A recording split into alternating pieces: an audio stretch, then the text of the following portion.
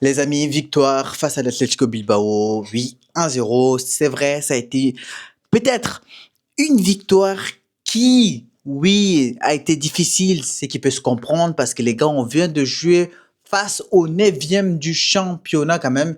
Il faut se le dire.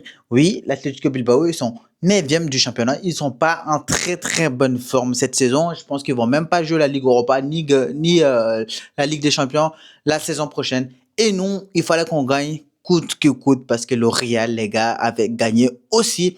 On prend encore une nouvelle fois 4 points d'avance sur le Real de Madrid, les amis. Ça fait du bien. Et la 27e journée, on affrontait cette équipe de Bilbao, les gars.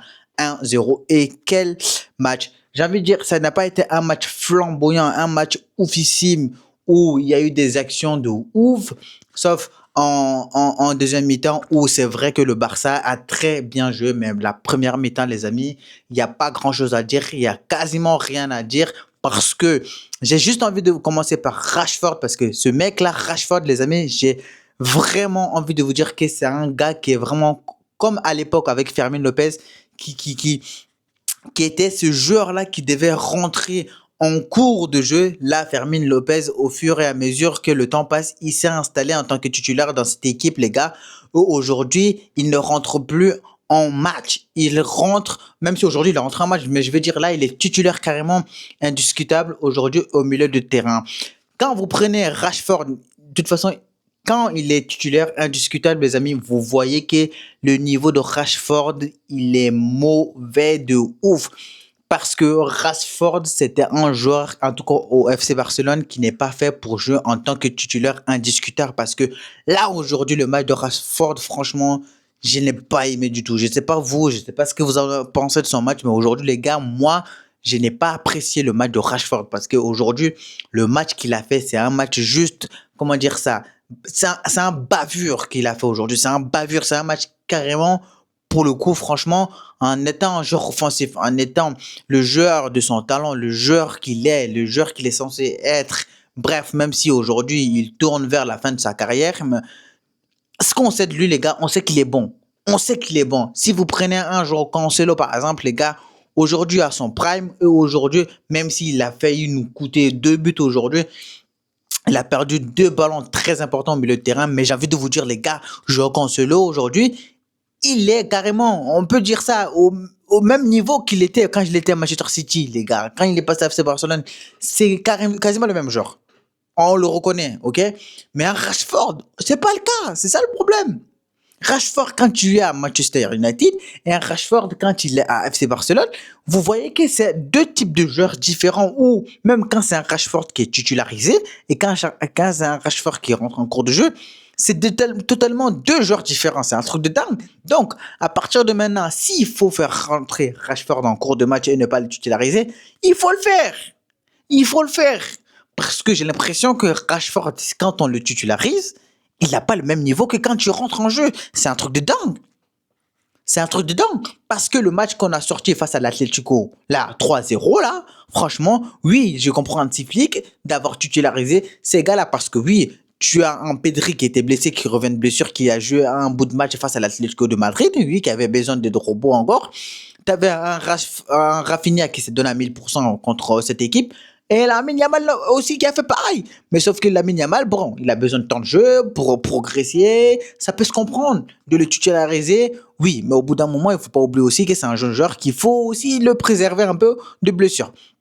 Mais là, les gars qui ont eu leur chance aujourd'hui, comme un Rashford, des amis, même un Marc Bernal aujourd'hui, j'ai trouvé qu'il c'était moyen. Même si un Marc Bernal, c'est encore un très jeune joueur et il a aussi été très très bon face à l'Atlético de Madrid. On va pas le cracher de jeu aujourd'hui face à cette équipe de Atlético Bilbao. Mais sincèrement parlant, aujourd'hui, le match que Rashford m'a sorti, c'est un match à oublier pour lui, franchement. C'est un match à oublier. Et Ferran Torres, lui aussi, n'en parlons pas. En fait, lui, je sais pas, Ferran Torres, c'est un gars enfin, qui est capable de sortir un match wavissime, comme il est capable de sortir un match dégueulasse. C'est un truc de dingue, ce mec. Il est entre le haut et le bas. Et aujourd'hui, le match qu'il nous a sorti, c'est un match totalement à oublier pour lui aussi. Parce qu'aujourd'hui, le match qu'il nous a sorti, il n'y a rien à retenir de son match. Rien. Le seule action où on peut retenir de son match à ce gars-là à faire, tout reste, les gars, c'est le corner. Le corner tiré par Lamine Yamal où il a failli mettre une magière. Mis à part ça, dites-moi qu'est-ce qu'on peut retenir du match de de Ferran Torres. Il y a rien. Il y a rien à retenir de son match. C'est un truc de dingue. Et quand on passe au milieu de terrain, Daniel Olmo aujourd'hui, moi je trouvais qu'il a fait un match correct, pas un match officiel non plus, pas un match bon. Non, j'ai dit correct. Il a fait un match correct. Il y a pas, comment dire ça, à faire un scandale de son match aujourd'hui. Certes, il a fait un match qui était bof, bof. Pour ma part, je trouvais qu'il pouvait faire largement mieux un Dani Olmo aujourd'hui au milieu du terrain avec un Marc Bernal d'ailleurs qui a été, comme je vous ai dit, moyennement bon. Moyennement bon. Parce qu'au retour défensif, Marc Bernal, parfois, moi, je trouve qu'il est assez lent. Parce qu'il y a une action qui s'est passée où j'ai vu, lui, il revenait en défense. Il courait, mais bon, j'ai l'impression que la vitesse aussi, c'est pas son truc. Donc voilà. Et Marc Casado, c'est normal, les gars. Le mec, à la fin, il a des crampes, ça se comprend. Ça se comprend. Il joue pratiquement plus. Il joue pratiquement plus.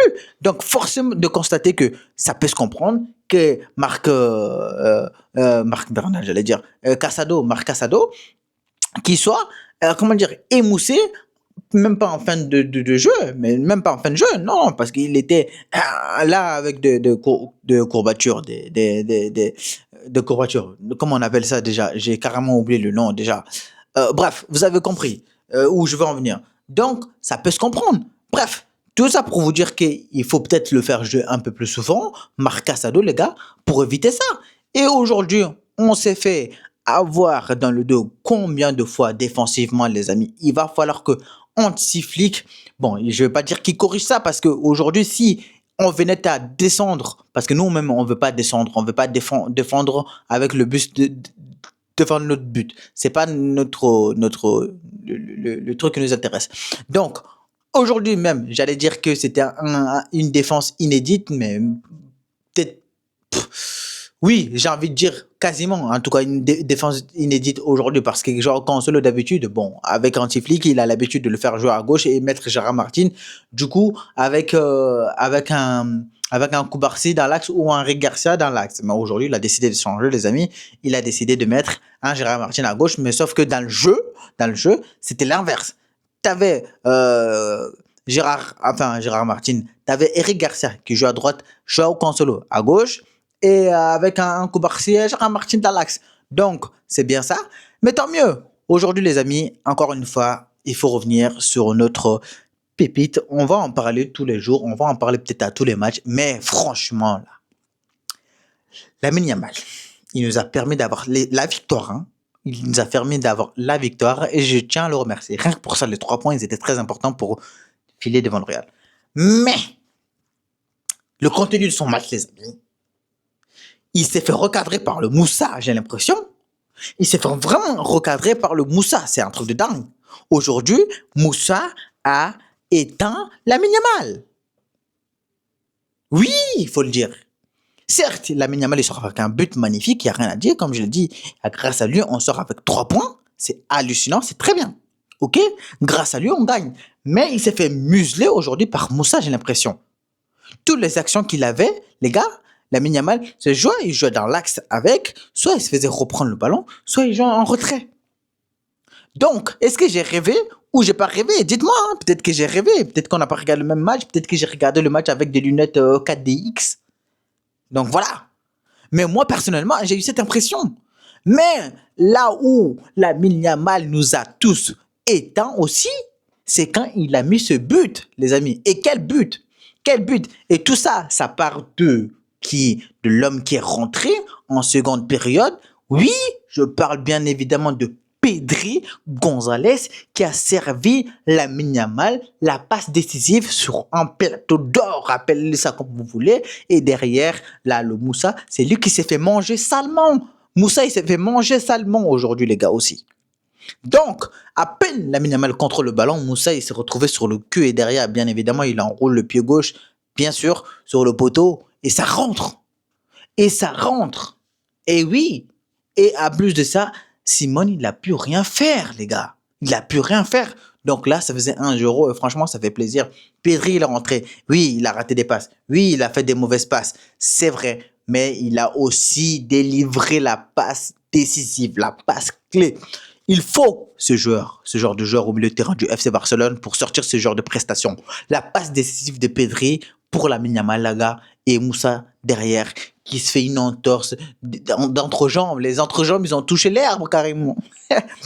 Bref, les amis, c'était tout pour ce débrief. J'espère que vous aurez apprécié. Si c'est le cas, n'hésitez pas à me faire savoir. Et puis, nous, on se dit à une prochaine. Et mardi, il y a un match très important. Oui, le Barça joue face à Newcastle, les amis. Et on espère que ça va être un match très, très à la hauteur de ce qu'on a vu et de ce qu'on peut espérer de ce match. Surtout à la hauteur de ce qu'on a vu contre l'Atlético de Madrid. Ça peut être un match très, très, très, très cool. Allez.